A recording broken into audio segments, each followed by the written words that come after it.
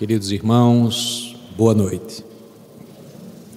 Nós estamos nos referindo, logicamente, à consideração de Jesus no Evangelho de João, quando na ceia pascal, ao afirmar de que estava próximo o tempo da sua partida, como tantas vezes havia ele afirmado aos discípulos, ele faz a seguinte intervenção: Filhinhos, ainda por um pouco estou convosco, buscareis a mim, e como disse aos judeus, também vos digo agora, que para onde eu vou, vós não podeis ir. Um novo mandamento vos dou, que vos ameis uns aos outros, assim como vos amei, que também vos ameis uns aos outros. Nisto, todos conhecerão que sois meus discípulos, se tiverdes amor uns aos outros.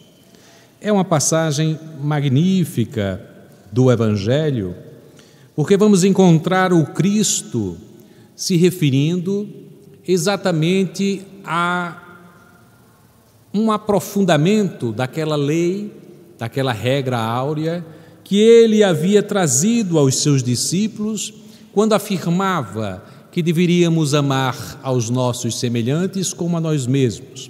Era um dever de responsabilidade que se estabelecia perante o conjunto da sociedade, quando enxergávamos os nossos semelhantes como irmãos e desta maneira agíamos diante destes irmãos com toda a benevolência, com toda a benevolência, com toda a atitude que gostaríamos de receber deles para com nós outros. Mas neste caso há duas considerações a serem feitas. É porque em todo o Evangelho, e é a primeira vez que se apresenta, Jesus se dirige aos seus discípulos com esta expressão carinhosa, filhinhos. É uma expressão que só encontraremos em João, nesta passagem evangélica, quando já se aproximava o grande testemunho, e depois, quando João, em suas cartas, irá se dirigir aos cristãos de então, e afirmava ele, direcionando as suas mensagens aos cristãos, com esta expressão carinhosa, filhinhos. O Cristo, portanto, se dirigia aos discípulos com esta expressão carinhosa, de profunda ligação. Sabia ele que estava chegando o momento e que precisava reafirmar o sentido de comunhão entre eles. E aí, a expressão da lei, tal como era reportada em outras situações, amai ao próximo como a si mesmo, era trazida para aquele núcleo muito mais próximo dos discípulos, para afirmar como deveriam eles, aqueles que se diziam seguidores do Cristo, agir. E é uma passagem magnífica, porque, como sabemos, logo em seguida, nós vamos ter a deserção de muitos diante das dificuldades em se apresentar como seguidor de Jesus, aquele que ia ser crucificado. E muitos desertaram. Há, neste particular, a presença de João junto a Maria e as outras que o acompanhavam naquele instante derradeiro.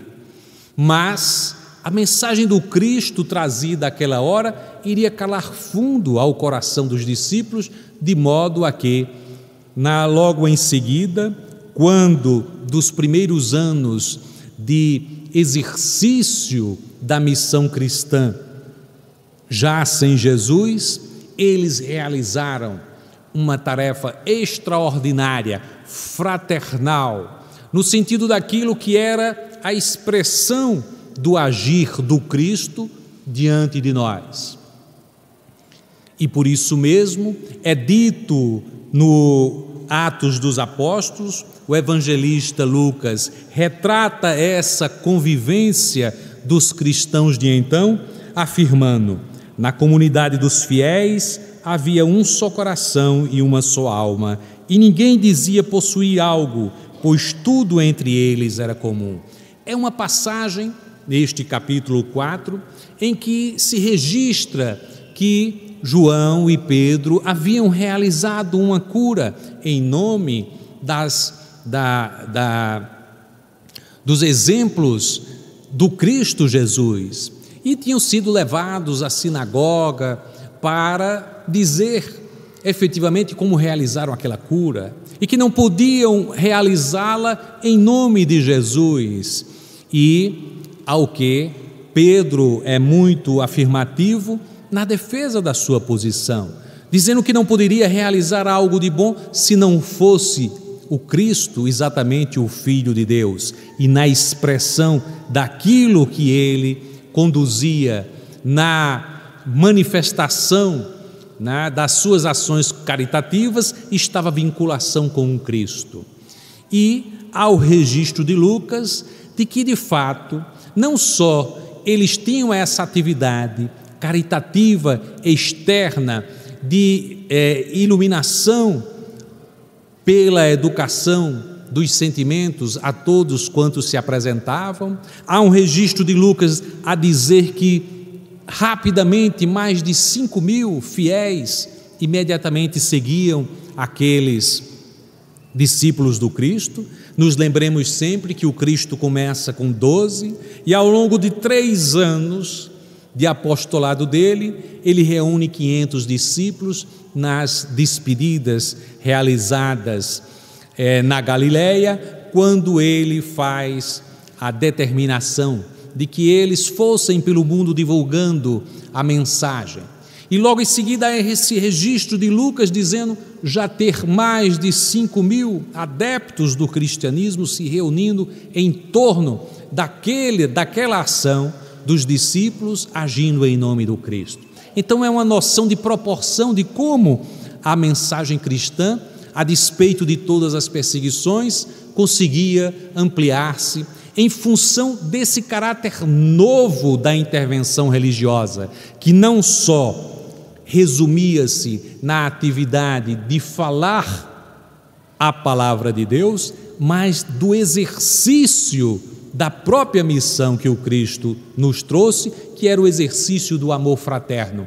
Então, essa lição do Cristo foi, afinal de contas, recepcionada pelos primeiros apóstolos do seu ministério, e por isso mesmo a comunidade cristã de então se apresentava com essas características. O final do capítulo 4 do Atos dos Apóstolos registra exatamente o instante em que Barnabé irá ser aquele que, se apresentando à comunidade dos primeiros discípulos, irá se despojar de todos os seus bens, para que aqueles recursos pudessem propiciar o alívio ao sofrimento de tantos que se apresentavam na casa do caminho, com as suas necessidades, as viúvas, os órfãos, aqueles que apresentavam uma doença grave e que naquele núcleo cristão, de vivência de plena comunidade, do amor fraterno,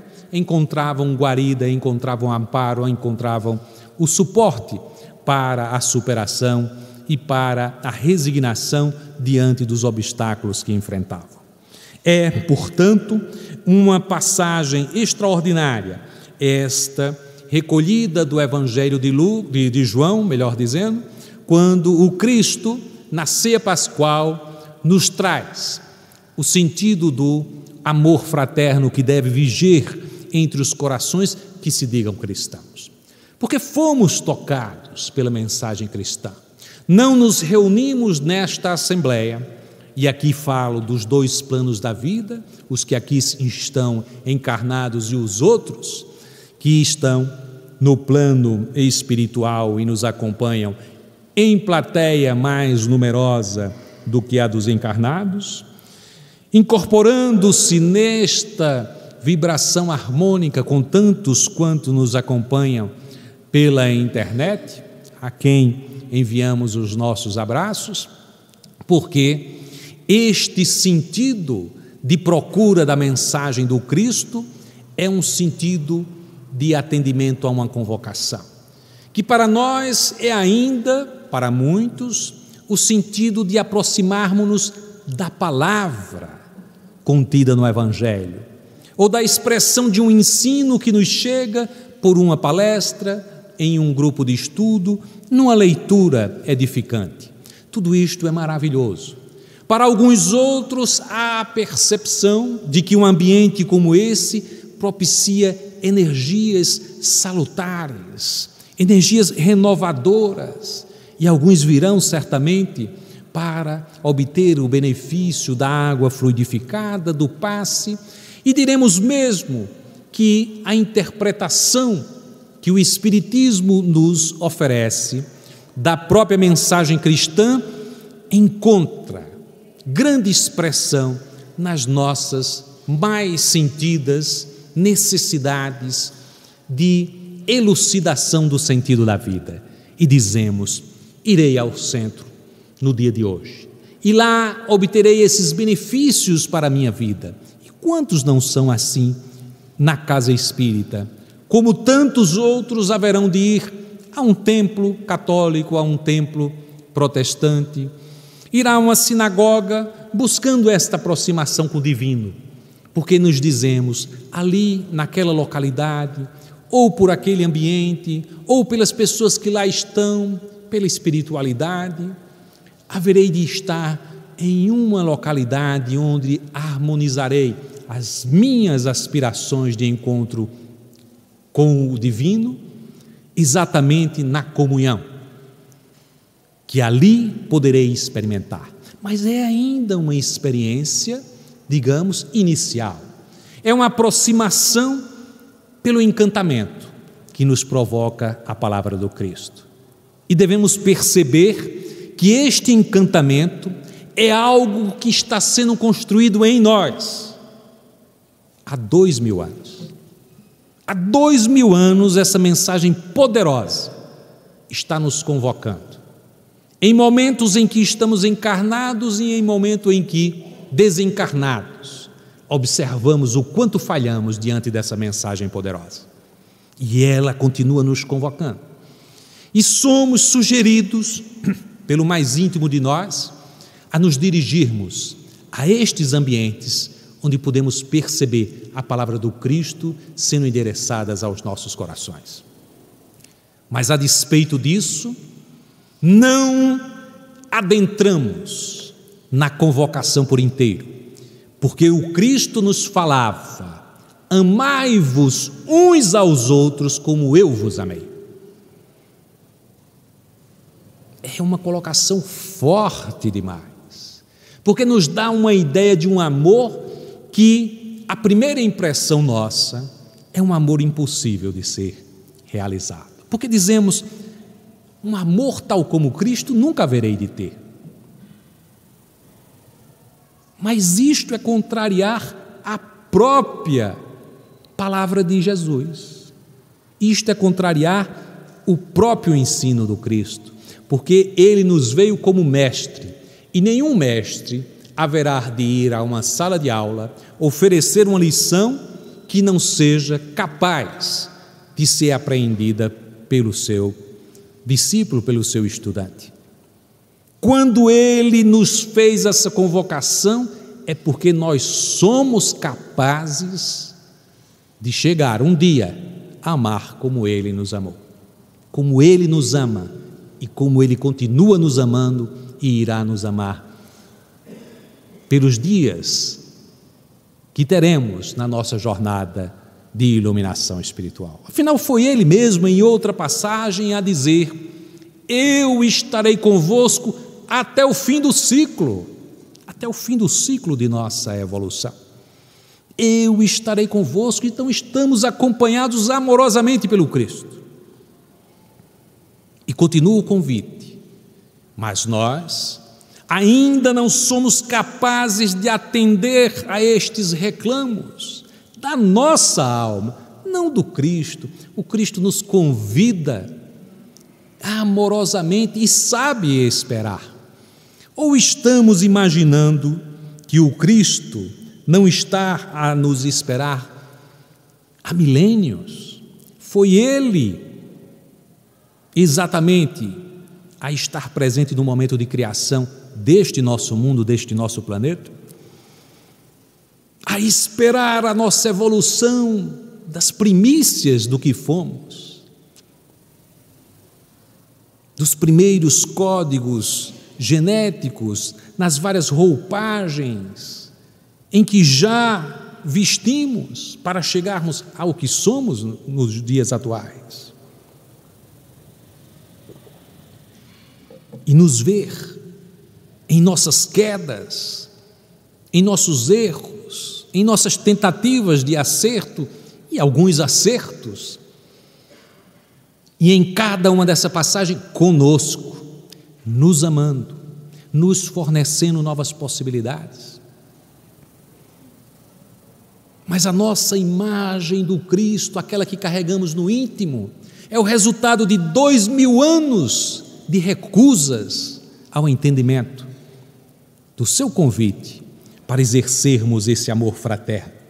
E diz Emmanuel, numa mensagem extraordinária a ser conferida por todos vocês, a mensagem chama-se Apelo Fraternal, e ele diz: sempre quanto possas, atende ao culto semanal da caridade como dever. Olha que coisa fantástica. Assim como somos convocados a ter um evangelho em nossas residências, o evangelho em família, fazermos isto como regra semanal, é dito por Emmanuel, começa nas primeiras atividades caritativas, pelo menos uma vez por semana, e ele afirma, faze-o com humildade, com gestos de puro amor e humildade, para que aquilo que realizes não o faças para alimentar a vaidade. E diz mais adiante, nos lembrando que o pão e a luz nos é oferecido todos os dias por Deus nosso Pai, que todos os dias nos socorre e ampara infinitamente. E dizemos, quando em dificuldades, quando temos dificuldades para respirar, é que nos damos conta que o ato de respirar continuamente é um ato realizado automático, propiciado por bênçãos divinas. Mas quando temos uma dificuldade, passamos por uma pneumonia ou algo mais grave, como é bom a simples ocasião em que respiramos livremente. Assim como todas as outras ocasiões, porque confiamos plenamente, quando nos alimentamos, de que haverá uma digestão absolutamente tranquila. E não nos preocupamos em saber como é que o estômago está funcionando e tudo mais. E às vezes colocamos no nosso estômago uma carga de alimentos que ele terá muitas dificuldades. Mas confiamos.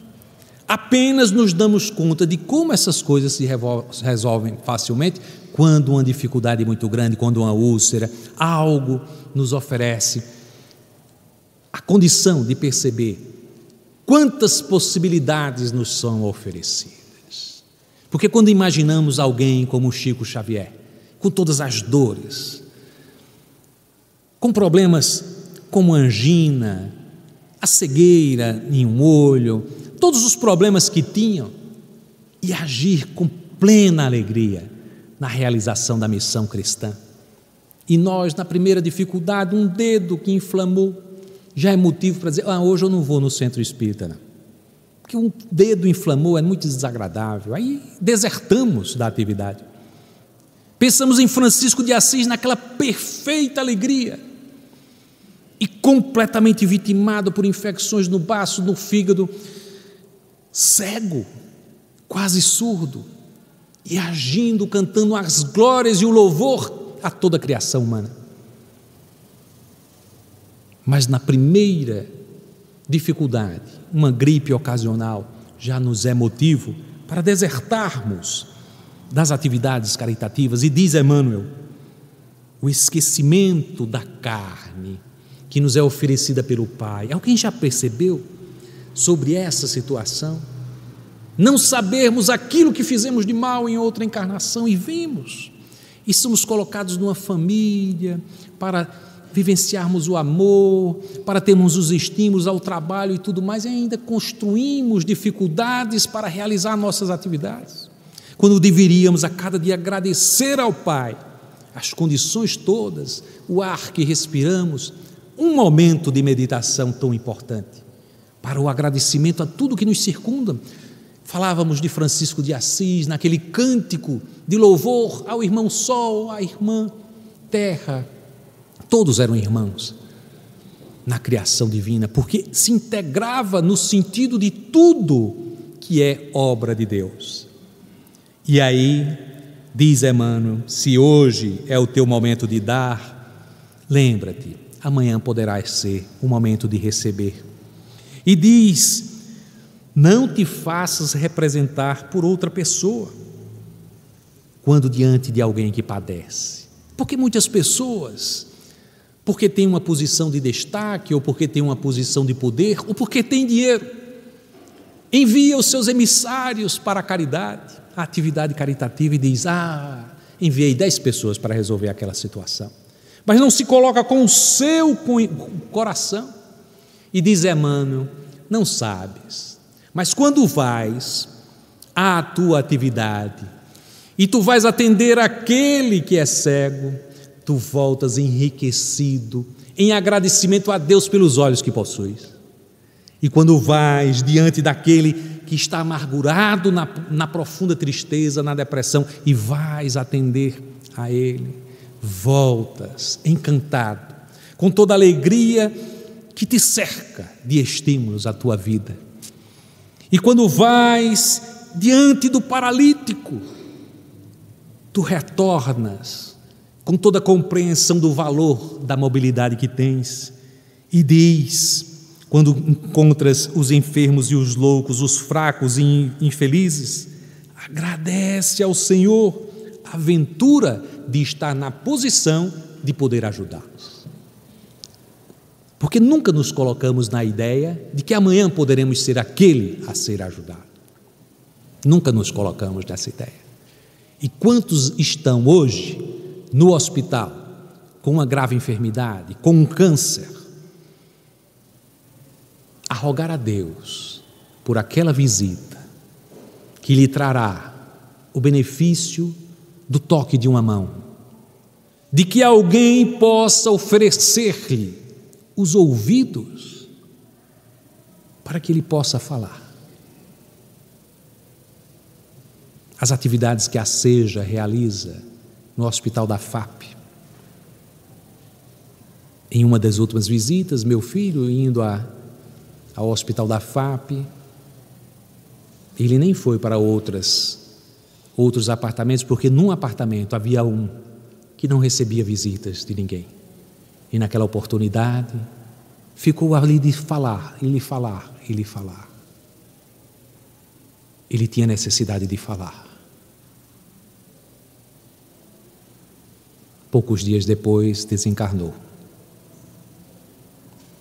Quanta falta faz, às vezes, um ouvido atencioso para que possamos falar das nossas dificuldades.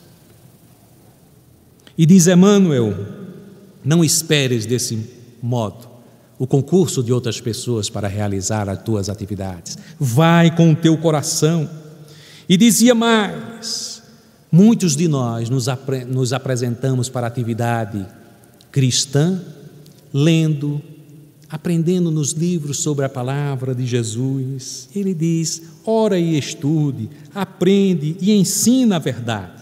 Mas não esqueças, olha que passagem maravilhosa, não esqueças a leitura do amor no livro das almas, porque a verdadeira leitura do Evangelho encontramos nas almas dos que nos acompanham, é no contato com os nossos semelhantes, é no contato com os espíritos que nos cercam dos dois planos da vida, que encontraremos verdadeiramente a leitura do Evangelho do Cristo Jesus. Porque o Evangelho é para ser vivenciado, no amor que se registra em direção ao semelhante. Não é algo a ser lido, apreciado, na contemplação egóica de si mesmo e dizer: eu hoje reconheço que sei o sentido da palavra que Jesus quis dar àquele versículo, aquela passagem evangélica, e ficamos satisfeitos porque nos aproximamos do sentido da mensagem do Cristo Jesus. Mas não é assim, porque a sua convocação foi: amai-vos uns aos outros como eu vos amei. E não foi o Cristo a escrever nenhum dos versículos do Evangelho. Era o seu modo de agir, registrado pelos discípulos, que chegaram a nós outros. Porque o Evangelho é a vida do Cristo. O Evangelho é o registro de como ele agiu diante de nós, na exemplificação, na cura de nossas enfermidades, na afirmação da justiça de Deus a nós outros, na compreensão plena de que éramos frágeis e que precisávamos do amparo, do auxílio daquele que é o nosso irmão maior a nos oferecer dádivas de iluminação espiritual. E diz, portanto, Emmanuel, para observarmos as leis da vida, auxiliando sempre aos corações necessitados. E diz, confiando-te a solidariedade como simples dever, perceberás, junto de cada aflição, a presença do Cristo, o divino benfeitor. É engraçado como muitas vezes as pessoas dizem: eu estou em busca do Cristo. A melhor forma de encontrar o Cristo é na ação de ajuda ao semelhante. É exatamente essa percepção de ajudar ao semelhante, ao necessitado, que nos faz encontrar o Cristo. Ele estará ali, certamente.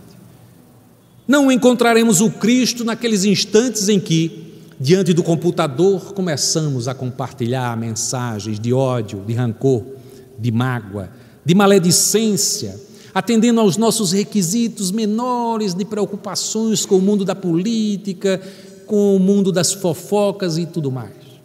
Ali não encontraremos o Cristo, mas teremos a presença do Cristo nestes instantes em que nos doamos aos nossos semelhantes em plena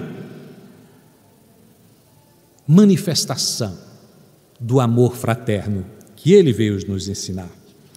Dizia, portanto, Emmanuel, que este novo sentido dessa mensagem do Cristo nos atende ao coração daqueles que se dizem cristãos e que devem encontrar ressonância no compartilhamento do agir com os demais,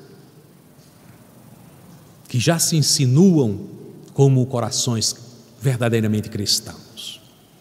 Precisamos nos fazer acompanhar amorosamente, mas muitas vezes nos círculos de atividade religiosa, como em muitas outras ocasiões e em muitas outras encarnações, agimos para estabelecer a discórdia, agimos para julgar o trabalho dos outros, no sentido negativo ou afirmando-se distinções. Porque tanto podemos dizer, aquele não trabalha tanto quanto devia. Estamos todos envolvidos no trabalho de caridade, mas você percebe que fulano de tal não age a contento, ou não faz tanto quanto deveria fazer, ou tanto quanto aquele outro. E começamos a estabelecer distinções. Há mesmo quem confira numa ideia de reprodução da hierarquia de certas religiões, a dizer, fulano mereceria uma medalha por tudo que realizou. É uma forma de dizer que o outro não está realizando tanto. E isso é inadequado. Isso não é adequado ao ensinamento do Cristo, que nos falava de nos amarmos fraternalmente. Quem ama fraternalmente reconhece no outro a distinção. Não pode comparar capacidades de trabalho quando não chegamos a perceber mais a fundo qual é o tamanho do salto que aquele nosso companheiro de jornada está realizando. Então, muitas vezes, se a gente tivesse que comparar, porque as pessoas fazem leituras, às vezes, dos livros espíritas e dizem, eu tenho que trabalhar tantas horas, né, para conseguir bônus horas. E parece que a gente está medindo a atividade da gente em bônus horas, horas de trabalho. Mas não é assim. Porque o Cristo que nos percebe mais profundamente sabe que aquele que realiza uma só tarefa pode ser alguém que deu um salto gigante, aquele que era descrente de tudo e de repente começou a perceber a claridade e dá um salto. Esse salto é imenso, entre a descrença e os primeiros momentos de realização da atividade cristã, é um salto tremendo. E é por isso mesmo que Jesus nos ensinava com exemplos tão ricos, nos falando quanto era importante buscar a ovelha perdida. Porque a ovelha perdida, sendo trazida de novo à companhia dos eleitos, é uma coisa extraordinária, é uma tarefa magnífica. Resgatar alguém que estava perdido é uma tarefa magnífica. Então esse que estava perdido e que chega para as primeiras atividades, deu um salto maravilhoso. E muitas vezes fazemos essas considerações porque não nos apercebemos. Outro que não realiza tanto pode ter uma atividade de socorro, de auxílio, que ele silencia no mais fundo da sua alma, às vezes escondendo uma doença grave, às vezes escondendo uma aflição em família, às vezes escondendo uma atividade que realiza em outro ciclo, por absoluta humildade, quem sabe. Então, muitas vezes, em nossos comentários, nós podemos criar essas injustiças, mas nos lembramos do Cristo, e nos lembremos dos primeiros cristãos, tal como nos Atos dos Apóstolos, quando nos referíamos a essa passagem, que resgatadas depois por Emmanuel, destaca exatamente o sentido de plena comunhão com a palavra do Cristo. E diz mais, Emmanuel, nos afirmando para não desertarmos da seara do bem. A atividade fraterna de ajuda, de colaboração com os irmãos, deve ser feita intensamente, porque na medida em que nos aproximamos da palavra do Cristo, a paisagem do nosso dia a dia modifica e, portanto, diz Emmanuel, diante do Cristo, nenhum de nós poderá esquecer-lhe a inesquecível convocação: amai-vos uns aos outros como eu vos amei. É a grande construção que nos convoca a ser, diante dos nossos irmãos de fé, de exercício da religiosidade, daquilo que nos liga ao divino, realizarmos tarefa em perfeita sintonia, em plena tolerância, em perfeita comunhão, porque essa é a mensagem que ele nos legou. E mais adiante, diz o apóstolo Emmanuel, diante da indulgência divina, porque não nos percebemos.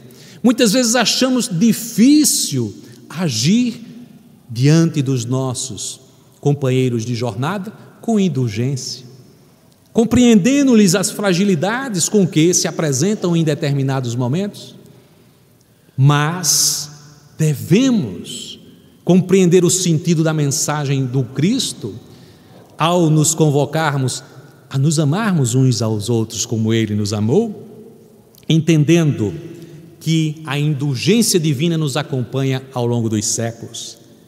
Porque recordemos, estávamos paralíticos. Quantos de nós se lembra que estivemos paralíticos? Certamente que não, por absoluta misericórdia divina, mas estivemos paralíticos. Em alguma encarnação estivemos paralíticos no resgate dos nossos erros, do passado, e foi a divina providência nos oferecer novamente a recuperação das nossas capacidades de mobilização. Indulgência divina. E diz Emmanuel, sofríamos desilusão e cegueira, porque nos recusávamos a ver a realidade divina que habita dentro de nós. E mais adiante, foi a divina indulgência a nos reformar a esperança e a visão, para que possamos assimilar novas experiências. Olha que maravilhosa expressão do amor que nos chega como exemplo de como devemos agir diante dos nossos semelhantes. E diz Emmanuel, jazíamos desacisados na sombra, e Ele nos trouxe a integridade espiritual para as novas jornadas. Padecíamos a desesperação, a desgovernar-nos o verbo, porque agíamos com blasfêmia, e novamente Ele nos ofertou a condição de podermos falar acertadamente para os dias de hoje. Éramos vitimados pela surdez porque ficamos moucos diante dos convites que nos eram ofertados pelo Cristo, e novamente nos restitui para que possamos perceber a riqueza dessa mensagem e possamos, em recepcionando-as, agir conforme Ele nos ensinou. E éramos infelizes, alienados nas sombras inferiores, nas regiões umbralinas, e a indulgência divina nos foi resgatar para que pudéssemos nos elevar para o futuro. E diz então Emmanuel, não esqueçamos a tolerância de Jesus, o nosso eterno amigo, que nos suporta há milênios. Imaginemos assim, porque quando começamos a perceber o quanto a divina providência é indulgente como nós, e quanto nos é solicitado a ser indulgentes uma que outra vez com os nossos semelhantes, e achamos muito pesado o fardo, dizemos, como é difícil diante desses impropérios, diante dessas agressões, diante dessa situação, diante deste comportamento, ter a capacidade de ser indulgente. E esquecemos que somos beneficiários, imensamente beneficiados com a indulgência divina.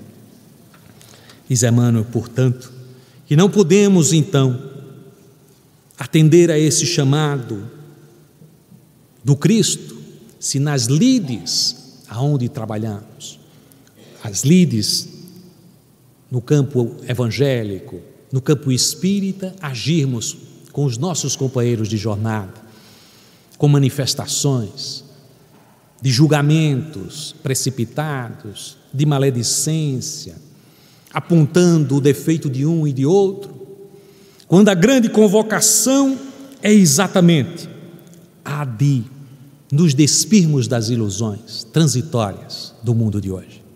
Quantos estão envolvidos, por exemplo, nas disputas políticas, observando os desvarios que ocorrem no mundo e querendo sempre ter a compreensão daquilo que é o melhor caminho para o mundo, para o país, para o Estado, para a cidade.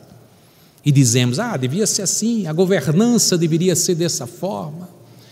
E atuamos, como diz Emmanuel em uma outra passagem no livro Esperança e Luz, alguns adotam as propostas de coletivismo, outras as propostas de nacionalismo, e ele diz, isso é expressão exatamente dos extremismos, e dão conta desta época em que a decadência dos costumes sociais nos convoca a essas paixões transitórias.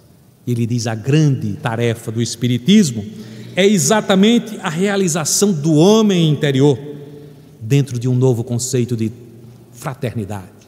Porque ele diz, enquanto as pessoas estão preocupadas com o conteúdo que se exprime na sociedade, da cidadania, ele diz, na realidade, a grande transição que vamos realizar é a do cidadão para o homem fraterno.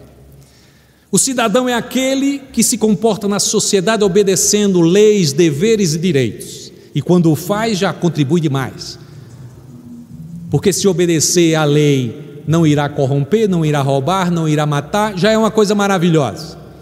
E além de obedecer à lei naquilo que nos convoca a atos de solidariedade, portanto, em todas essas situações, o cidadão é uma expressão de avanço na construção de uma identidade nova em nós mesmos, mas devemos perceber que mais do que isso, a construção do homem fraterno, que é o nosso futuro, que é o que seremos mais adiante, é a construção de alguém que age em relação às necessidades do outro, não por impositivos da lei, mas pelo impositivo da lei divina que mora em nós e que nos convoca a agir amorosamente, fraternalmente, para amparar, para edificar, para fazer erguer os caídos, amorosamente, sentindo plena satisfação em realizar, junto ao outro,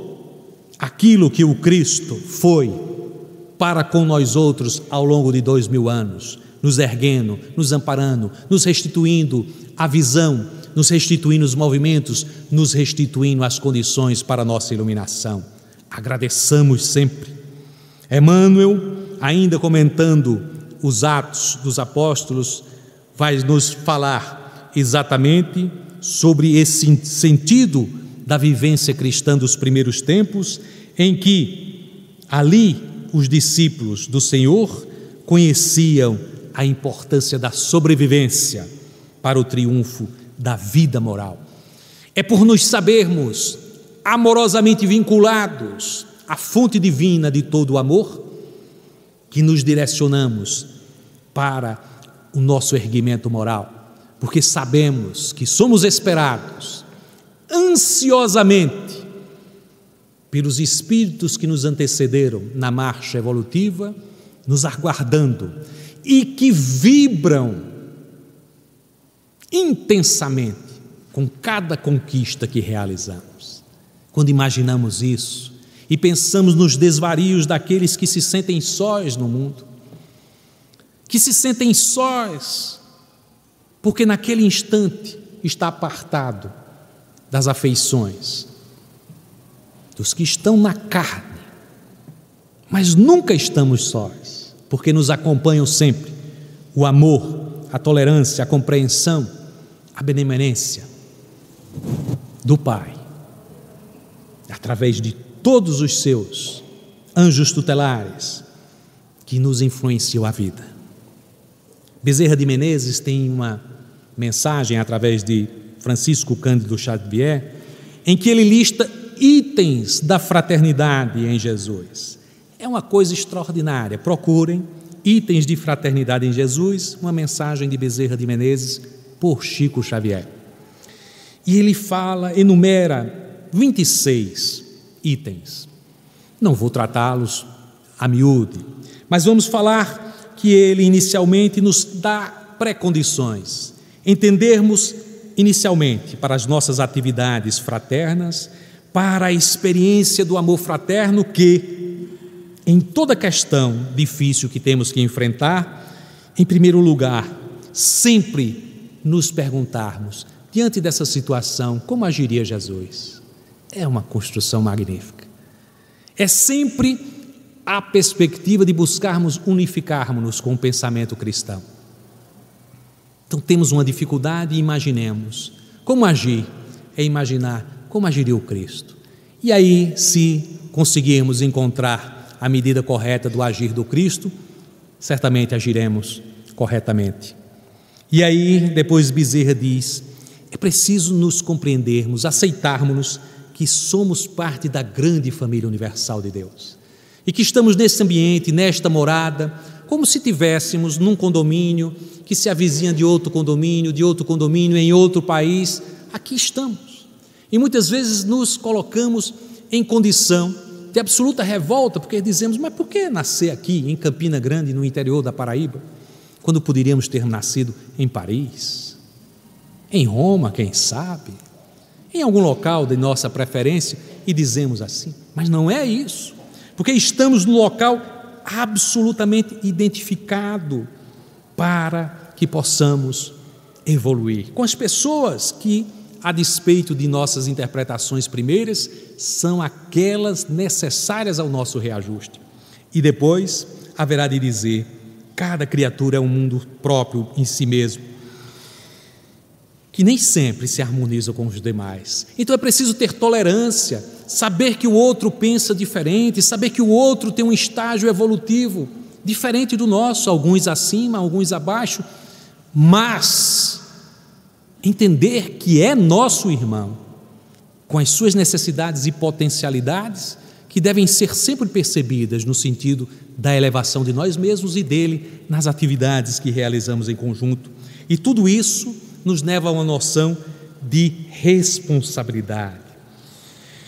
A obrigação clara e simples de aceitar o outro como eles são e depois reconhecer a verdade de que todos os nossos atos têm consequências. E, portanto, ao entender isso, agir com o outro, absolutamente com responsabilidade, sabendo que nossos atos geram consequências em nós mesmos e nos outros, nos vinculando ao longo de várias existências. E fala Bezerra, estamos no melhor lugar e com as pessoas adequadas ao nosso reajuste. Então, busquemos nos ajustar em nossas famílias, em nosso ambiente de trabalho, naquilo que é o nosso desafio, inclusive nas atividades que realizamos em favor dos nossos semelhantes. Nos ajustemos, sempre queremos impor a nossa visão aos outros, sejamos capazes de entender, de compreender, de ouvir os nossos semelhantes. E nos ofereçamos generosamente para atuar nas atividades que são capazes de edificar o bem. E diz, em favor da tolerância, admitirmos sem discussão o imperativo de tolerância para com os outros, tanto quanto precisamos ou desejamos que hajam em relação a nós outros. E fala sobre o trabalho, da importância do trabalho. Quantos de nós conferimos ao nosso trabalho aquilo que realizamos na vida para o exercício de nossa profissão, para o nosso sustento, e dizemos: eu não gosto desse trabalho, eu não quero esse trabalho. Se é possível modificar o roteiro da sua existência para uma atividade que seja de acordo com aquilo que é a sua aspiração, ótimo. Se não, o problema não está exatamente no trabalho, mas em nós mesmos, porque não conseguimos identificar naquele trabalho algo que resulte no bem ao próximo. E aí é uma tragédia. Imaginemos, eu sou professor universitário, vou para a sala de aula e digo: insuportável aquela turma. Já começa mal, né? Insuportável aquele aluno, insuportável aquela disciplina, começa tudo muito mal. Mas se eu chego lá, como eu faço um exercício, isso já passou a ser comum, eu adentro a sala de aula e digo: chegaram todos e vieram pelas mãos de Jesus. A coisa já muda de figura. Porque há uma relação de responsabilidade. Foi Jesus que trouxe aqueles jovens para as minhas mãos. E há uma responsabilidade que me será mais tarde cobrada. O que fizeste destes meus, lembremos-nos, o Cristo falando com nós outros, o que fizeste destes meus filhinhos que eu te trouxe? E aí temos que pensar com a responsabilidade diante do nosso trabalho. Não é apenas um meio de ganhar dinheiro, não é apenas um meio de nos colocarmos diante da sociedade como alguém que tem um emprego, às vezes um emprego bem posto e tudo mais, que é reconhecido na sociedade. Não. Hoje viemos dessa forma, amanhã poderemos vir em condições de muitas necessidades, em condições em que precisaremos dos outros. E naquela condição em que chegarmos precisando dos outros, haverá quem diga aos nossos ouvidos: lembra-te, em outro momento, eras tu na condição de professor, eras tu na condição de médico, eras tu na condição de empresário, e negastes a estes a quem hoje pedes o concurso da tua ajuda fraterna. Responsabilidade, o valor do trabalho, perdoarmos as ofensas, não julgarmos, não nos queixarmos em nenhuma situação e vivenciarmos a vida na comunhão com os nossos irmãos de jornada, em gratidão, em alegria plena, ver sempre o melhor no outro, para que possamos, no exercício de construção da nossa consciência vinculada ao divino, compreender o sentido profundo da mensagem do Cristo ao nos convocar a nos amarmos uns aos outros como Ele nos amou. Essa é uma bênção infinita que devemos ter quando, nos dirigindo às necessidades dos nossos semelhantes, pudermos oferecer um coração aberto, pleno de amor, certos de estarmos agindo em nome dEle, que muito nos ama e que muito tem atuado perante nós em auxílio, como agindo indulgentemente, permanentemente, para o nosso engrandecimento espiritual. Joana de Ângeles, em outra passagem, numa passagem importante em que ela vai identificar 3 grandes inimigos para o desequilíbrio do ser humano nos dias atuais, e ela vai destacar a depressão, o ressentimento e a exaltação, colocando uma imagem poderosa em cada uma destes grandes desafios que nos acompanham a jornada. Vez por outra, são defrontados com estes grandes inimigos do nosso equilíbrio. E ela diz: a depressão é como se tivéssemos numa grande tempestade. Diante do sol a pino, a pessoa imagina estar envolto por uma grande nuvem, não consegue enxergar nada além, nenhuma luminosidade, porque aquela nuvem escura lhe toma toda a existência. E mais adiante, ela vai dizer que aquele que tem o ressentimento é como aquele que tem dentro da sua alma um mofo. Como podemos identificar o mofo, o morbo, contaminando os ambientes? Imaginemos a nossa alma. É exatamente o ressentimento. E a exaltação, ela imagina como se fosse tempestades,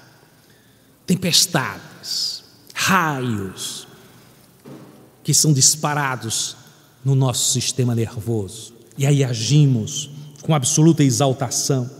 E aí ela diz: é necessário atuar sobre a depressão com a vacina da coragem pela prece. Olha que coisa magnífica. Quanto podemos auxiliar os que nos circundam em depressão?